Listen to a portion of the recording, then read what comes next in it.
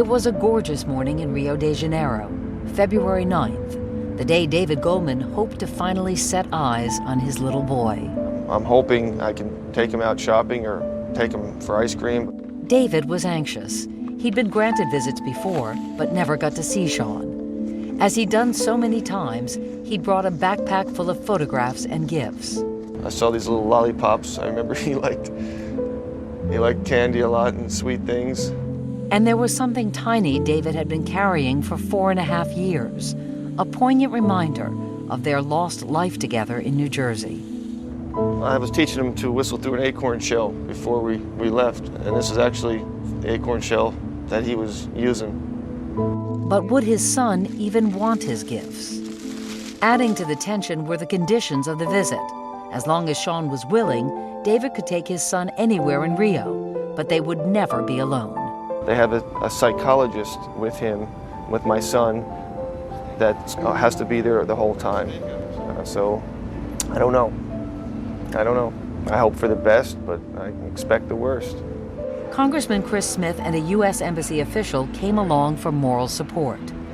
David was to meet his son inside this gated compound where Sean was living with his grandparents, his mother's new Brazilian husband, and the baby girl she gave birth to just before she died. Finally, at 9 a.m., after 4.5 years and 11 trips to Brazil, David Goldman was reunited with his son.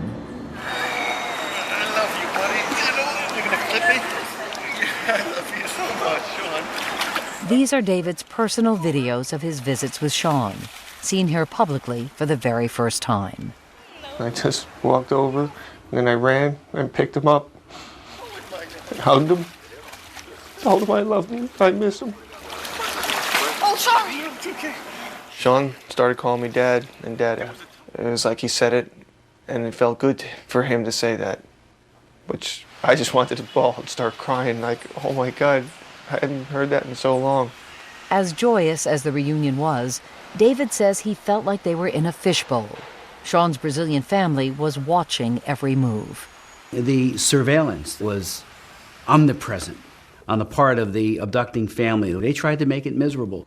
The court order did not restrict where father and son could go, but the family said they didn't want Sean to leave their compound. So David and Sean stayed in the enclosed courtyard, where their visits were closely monitored.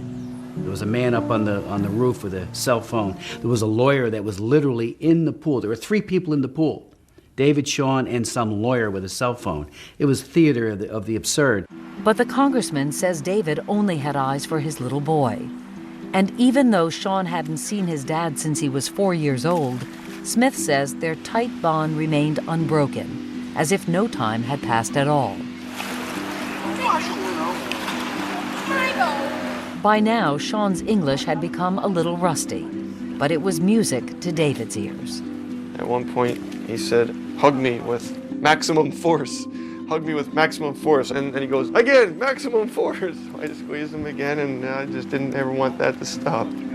But Sean also had a question for his dad. And he asked me how come I haven't been to see him in 4 years. So I told him that I've been there many times to see him, sometimes for 2 weeks trying to be with him and see him. So I just said that the courts were making things very difficult.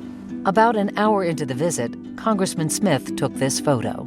And you could see the love of David for Sean, and Sean was right at home. Right away, there was that bond. I love you, buddy. You know, you're gonna clip me? I love you so much, Sean. To Smith, Sean seemed relaxed, happy, affectionate. He even saw father and son roughhousing and joking with the American embassy official. Shucky Sean.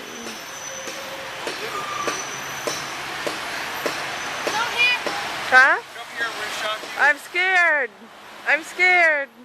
She's holding an electric device. David never released these videos before because he was afraid his son's display of affection would anger Sean's Brazilian family.